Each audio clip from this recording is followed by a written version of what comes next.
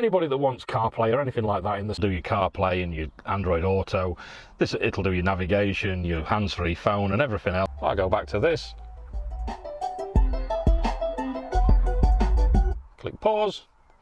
We're connected by Bluetooth now. That can be used obviously for the music, sat nav, your phone calls and everything else. And we're a nice stable connection, connected via Bluetooth. So there's your Apple CarPlay, and there's also how we connect this system